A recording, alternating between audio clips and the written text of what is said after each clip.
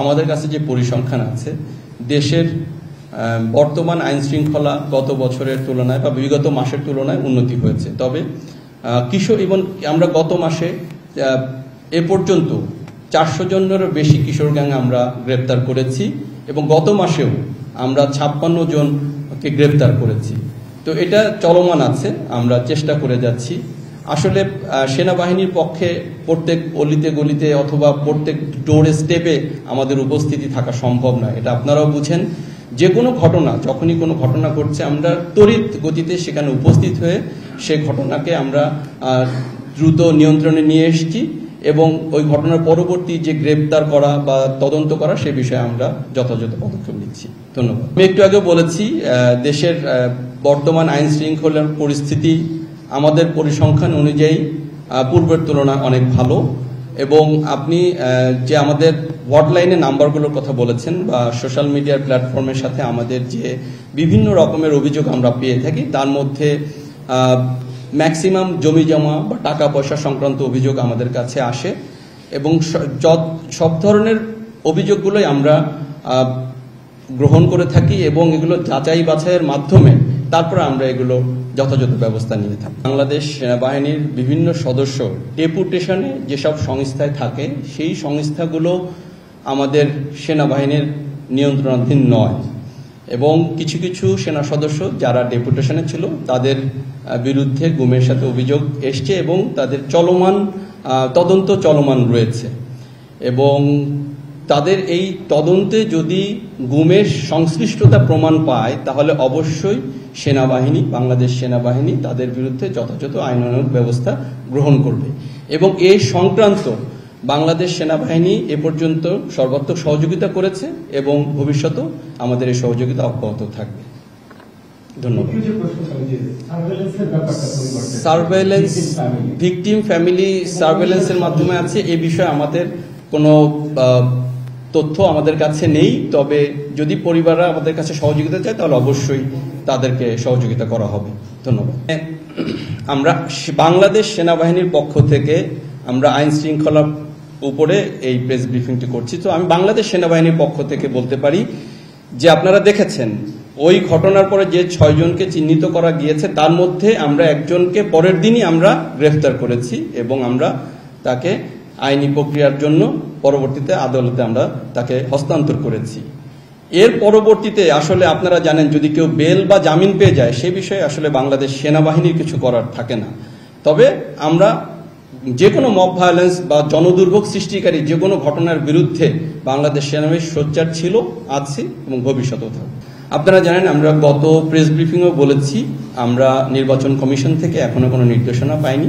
তবে নির্বাচন কমিশন থেকে নির্দেশনা পাওয়া মাত্র আমরা অবাধ, সুষ্ঠু, নিরপেক্ষ নির্বাচনের জন্য পরিচালনার জন্য সকল ধরনের সহায়তা আমরা করতে প্রস্তুত আছি। আর আপনি যে বলেছেন যে নির্বাচনের পূর্বে যে অস্ত্র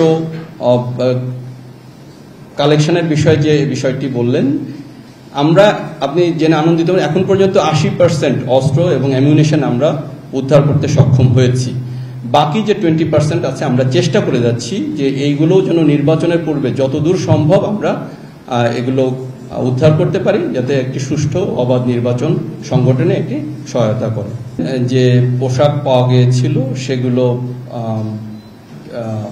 এই বিষয়টি নিয়ে বাংলাদেশ পুলিশ কাজ করছে এবং এর পেছনে যে মাংলাসিন মারমা যাকে ধরা হয়েছে, আপনারা জানেন পত্রপত্রিকায় এসছে, সে এখনো গ্রেপ্তার হয়নি। তো মাংলাসিন মারমা গ্রেপ্তার হওয়ার পরে এই বিষয়ে আমরা আরো বিস্তারিত তথ্য পাবো এবং তখন আপনাদেরকে জানাতে পারবো। আর আজকে যে অপারেশনটি আপনারা জানেন, এই অপারেশনের কেএনএফ এবং বাংলাদেশ সেনাবাহিনীর মধ্যে ব্যাপক গোলাগুলি হয়েছে এবং ভোরের দিকে 2 জন সদস্য, কেএনএফ সদস্য গুলিবিদ্ধ হয়ে নিহত হয়েছে এবং এছাড়াও 3টি এসএমজি, একটি চাইনিজ রাইফেল এবং 364 রাউন্ড অ্যামুনিশন পাওয়া গিয়েছে। সাথে আরো কিছু সামরিক সরঞ্জামাদি এবং নথিপত্র আমরা উদ্ধার করতে সক্ষম হয়েছি। এটা অবশ্যই একটি বড় একটি প্রভাব ফেলবে এবং আমরা একটা বড় আভিযানিক সাফল্য বলে মনে করছি। এবং আপনারা এটাও জানেন যে কেএনএফ এর ভয়ে যারা বিভিন্ন বম পরিবার এখান থেকে চলে গিয়েছিল, তারা পুনরায় আবার তার 138 জন গত সপ্তাহে এই বসতভিটাতে তাদের পূর্ববর্তী বসতভিটাতে ফেরত এসছে। তো এটা আমরা একটা বড় সাফল্য হিসেবে বিবেচনা করছি। ধন্যবাদ। ধন্যবাদ। Next question. ইয়েস, জি, এটাকে আমরা লাস্ট কোশ্চেন হিসেবে কাউন্ট করছি। ইন্টারন্যাশনাল ক্রাইসিস গ্রুপের অভিযোগ ছিল যে আরাকানের বিরুদ্ধে রোহিঙ্গা করার জন্য বাংলাদেশের নিরাপত্তা বাহিনী প্রশিক্ষণ সক্রিয় ভূমিকা পালন করছে। এই অভিযোগের বিষয়ে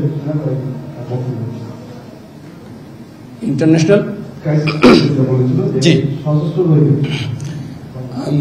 ইন্টারন্যাশনাল ক্রাইসিস গ্রুপ কিসের প্রেক্ষিতে এ ধরনের অভিযোগ করলো তার সুনির্দিষ্ট কোনো তথ্য আমাদের জানা নাই। তবে আমি আপনাকে পরিষ্কার করে বলতে চাই, সেনাবাহিনী এ ধরনের প্রশিক্ষণের সাথে জড়িত ছিল না, এখনো জড়িত নেই।